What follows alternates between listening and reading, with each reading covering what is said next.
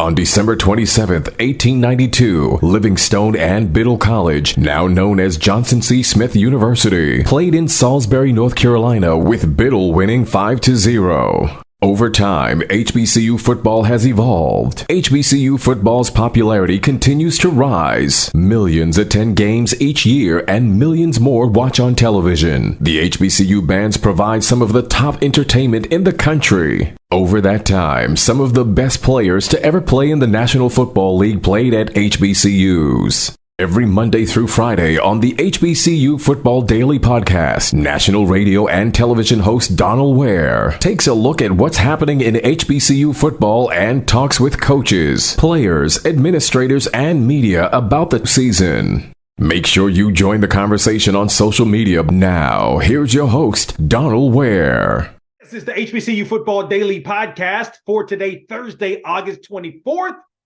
I'm Donal Ware. Count them, 2 days away from the start of the HBCU football season. I hope this week you've enjoyed our student athlete profiles as some of the players have taken center stage.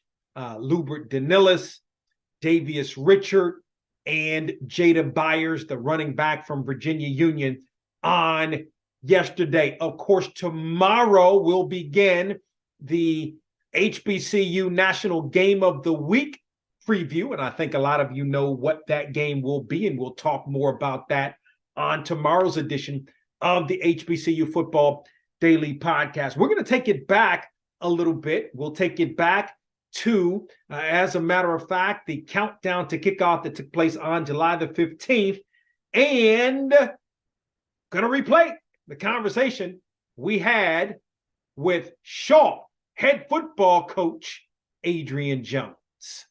We're going to kick things off. This is the fourth time, and again, we've done this 6 times, but this is the fourth time that Adrian Jones, the head football coach of Shaw, has joined us here.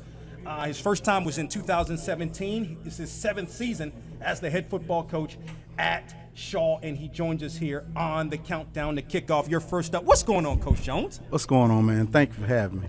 Absolutely. It's great to have you. So I want to kind of get your thoughts. First of all, you may be the longest tenured head coach in the CIAA, maybe. I'm not 100% sure about that, but you've been there 7 years. Does it seem like it's been 7 years at Shaw? It doesn't seem like it's been 7 years. To correct you, it's me and Coach Hayes. We both came in the same year. So it doesn't seem like it's been 7 years. Nah, I must be doing a little something right. So when you think back to the 2022 season, I want to kind of get your thoughts, because I know there were a lot of high expectations coming into last year, coming off that 2021 season. In the last couple of years, it's been you and Fayetteville State battling for that division crown. Not to make excuses, but you were beset by some injuries in 2022. Yeah, we had a lot of injuries. You know, you don't expect to have a lot of injuries by your starters, but, you know, things happen, and we had to go back to the drawing board and build depth. So, you know, if guys get hurt, we don't have to worry about those things. But we're prepared, and we learned our lessons from the injuries, and hopefully we have a great season this year. What do you take away? What did you take away from spring and spring practice this year?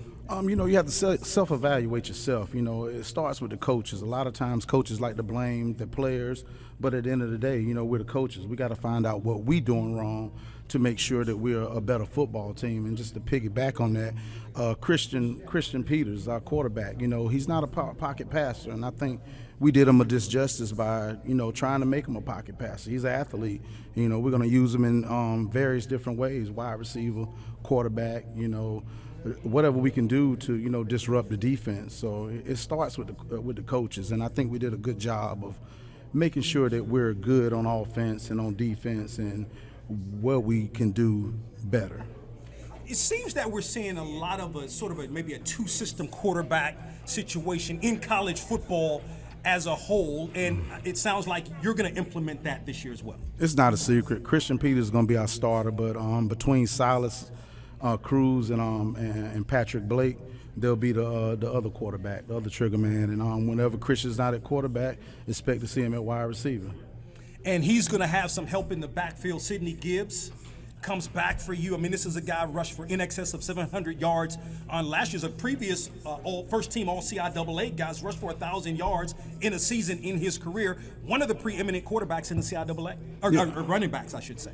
Sidney Gibbs has had a great career. Right now, I was telling the coaches the other day that it's probably out of my 20-plus years of coaching, it's probably the most focused kid I've ever seen in my life.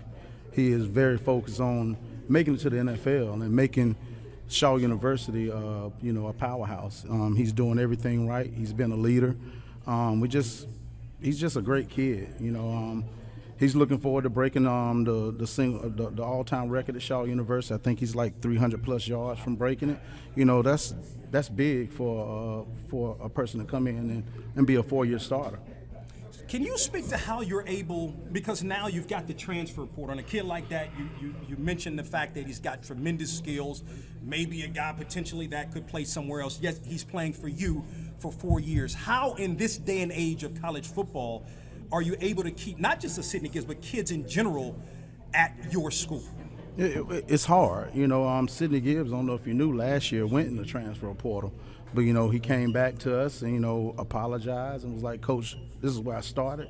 This is where I want to finish. It's Division II football has become the modern-day JUCO.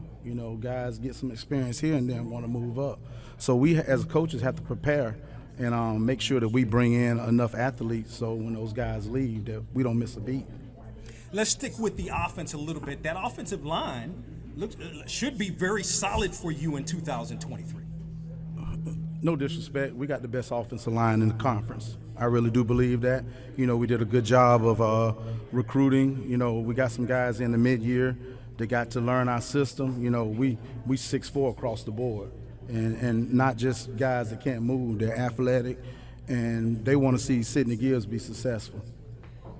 Let's look at the defense a little bit. You've got some guys that can really play, but I want to focus on this kid, Jay Boyd, first team All-CIAA on last year. Talk about what he means to that defense. Jay Boyd means a lot. The little thing about Jay Boyd, he came in last year at the beginning of the year, and 2 or 3 days later, he was one of our leaders on the team. He went in, he was the second leading interception guy in the conference. He leads by example. He's one of those guys that, is our general. And we look forward to him coming back and doing the same thing this year.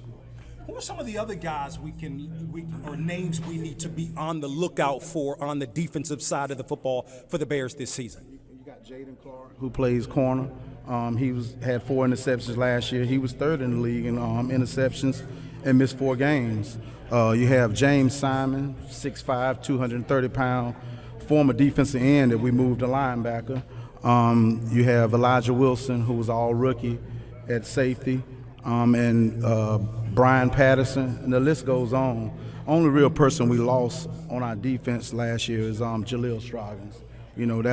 That's a hole that we have to fill, but up front, we look just the same as we did last year.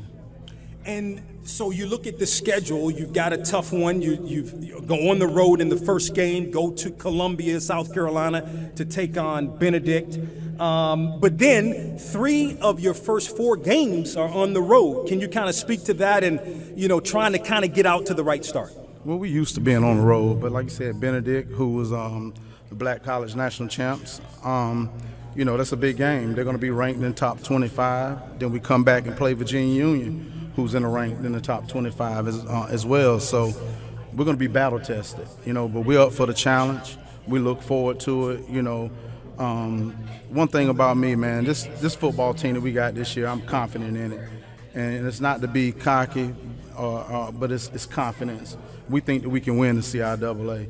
Not saying that, it's going to be easy, but it's a good conference. But we're seasoned. We're probably one of the most veteran teams and one of the most veteran coaching staffs. So we're going to hang our hat on that and make people play us.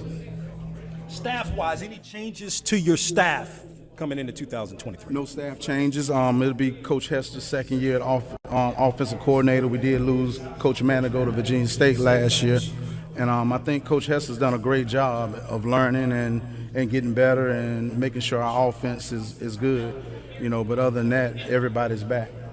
But and then I talked about the first three of the first four games that are on the road, but then you've got three straight home games. You know, to speak to that and being, you know, I know you're at Durham County Stadium, but kind of being back in the fold at home. Well, you know, I'm from Durham. You know, I think Durham County Stadium is a great venue for us. You know, I know it's a little ways from Raleigh, but the venue's nice. You know, we enjoy it, and it's home to us. You know, and we're gonna protect our home. You know, last year we did a lot better on the road, but we expect to be a powerhouse in our own home. How are you growing? So again, I mentioned 7 seasons. How are you growing as a head coach at Shaw? It's just finding our niche, being a good coach, you know, making sure our coaches are held liable, and making sure our kids are learning.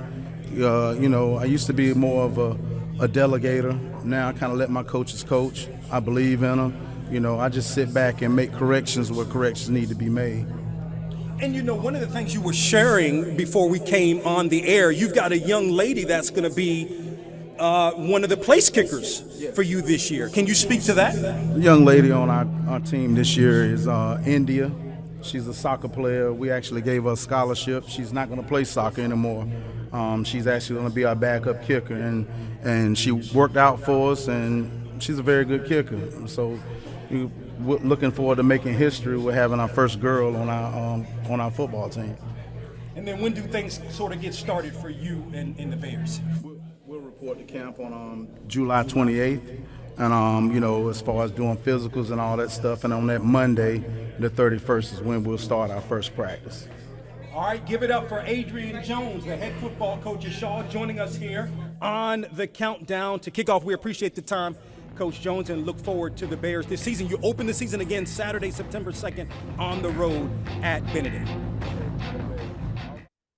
So Adrian Jones, extremely confident with respect to the Shaw Bears and what the Bears can do in 2023. So that's going to wrap it up for today's HBCU Football Daily Podcast. On tomorrow, a preview of the HBCU National Game of the Week. Don't forget to tell a couple of friends about the HBCU Football Daily Podcast, where you can watch on the Box to Row YouTube channel, as well as listen online at boxtorow.com, as well as iHeartMedia.com. Also, have a great rest of your day, and we'll talk with you tomorrow.